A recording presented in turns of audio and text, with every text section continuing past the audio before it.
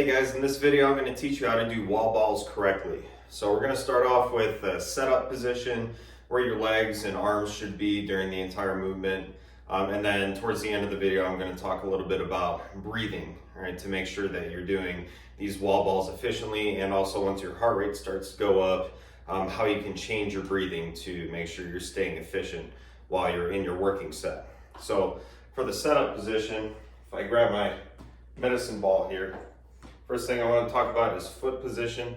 So the foot position is going to be the same exact position as your regular squat. So say you're doing a back squat, your feet are probably somewhere around shoulder width to slightly outside shoulder width. Your toes are pointed out a little bit. So the position that you're doing your wall balls in should be the exact same position with the feet. So figure out what position is optimal for you, and then you want to figure out and gauge where you should be in relation to the squat rack and the target. So I usually start out maybe about a few inches away from the target, like 3 to 6 inches, something like that. And then during my warm-up, I will do a few reps into the target, and then I'll determine whether or not I'm too close or too far away from the target. So if you're too close, more than likely you're going to be catching the ball right up here by your head, and you're going to be leaning back a little bit too much. If you're back too far, then you're going to be catching the ball way out in front of you, and it's going to drag you forward like this. So you want to make sure you dial in. Where you're going to be in relation to that target before you actually start your Metcon. So we talked about the foot stance. We've talked about the where you should be in relation to the target. Now we're going to talk about ball position and where you should be holding it. So I have my medicine ball here. Too often I see people holding the ball too low, all right, a little bit more towards the lower portion of their chest. All right, so this is pretty inefficient, as it's going to be dragging you forward as you're catching the ball and as you're trying to throw it back up, and also you're kind of forced to do a full bicep curl and then a toss up into your rep as you're tossing the ball up. So we want to make sure the ball is directly in front of the chin, essentially, right? So you should be looking at the ball. It should be blocking your field of view. So you shouldn't be able to see above the ball. And also it shouldn't be way up here, because once again, I can see below the ball, and we're not going to get enough power to throw that ball up. So you want to make sure it's right here in front of your nose. You're in between your chin and your nose, essentially. So, and whenever you catch the ball, you want to make sure you're catching it at the same exact spot. So once again, if you catch it too low, it's going to drag you too far down. Catch it too high, it's going to be inefficient when you toss up. So always make sure that you're practicing and you're catching that ball in the same exact position every time, right in front of your face, okay? So we have the full setup position established here. So I'm going to take you through a few reps, and then we'll talk about breathing patterns a little bit as you're going into your wall balls. So I'm going to get into my setup position here, a few inches away from where the target is.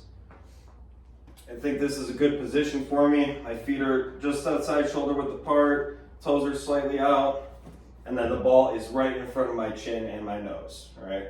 So I'm going to do a few reps here, do a full squat, hips just below the knees, and then right when I'm extending my legs all the way up and I get all that power from the legs, that's when I want to throw the ball up, okay? And as I'm receiving the ball, I want to wait until I actually catch it right in front of me, and then use that momentum to bring myself back into the squat and then go into my next rep. So I'll do a few reps here.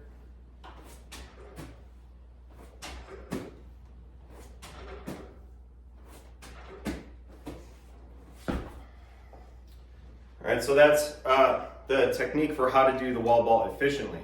So let's talk about breathing a little bit.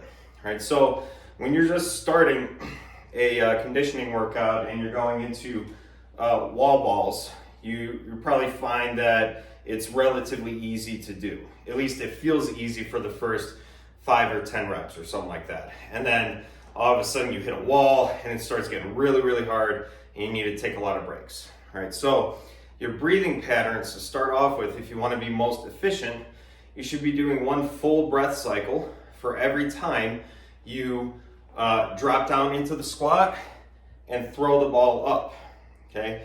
So that one full breathing cycle is gonna be a inhale in on the way down. So inhale in, and then as I'm coming up out of the squat and I'm exerting that force into the ball, I am exhaling through it, okay? So big exhale, and then I'm waiting for the ball to come back down. I'm gonna catch it. As I'm catching it, I'm inhaling again. Exhale, all right?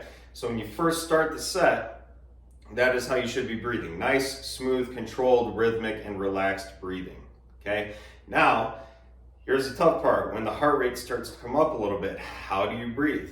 Well, you need to breathe more frequently, which means you're gonna take the one full breath cycle that you're doing, one full inhale and exhale per rep, and you're gonna increase that to 2, okay? So this is how you do this. So as you start to feel the need to breathe more, you're gonna sync up your breathing again with where that ball is, okay? Say I'm at the beginning of the rep, I'm doing my set, I'm catching the ball now I need to breathe more. I'm gonna do, once again, I'm gonna breathe in on the way down, exhale on the way up, and as that ball is up there going towards the target and coming back down, I'm doing an additional full breath cycle, in and out. So it's gonna look like this. In, the ball's up there, I'm gonna take another breath. Okay, another full breath cycle. And as I'm exhaling that second breath cycle, the ball is coming back here, right in front of me, ready for me to catch, and then I'm going into my next breath cycle. Okay, so it's gonna be 2 breath cycles for every rep of a wall ball, right? And then you're gonna continue that and try to maintain that rhythm throughout. So I'll do a couple reps for you right here so you can see what the breathing cycle is like. So here we go.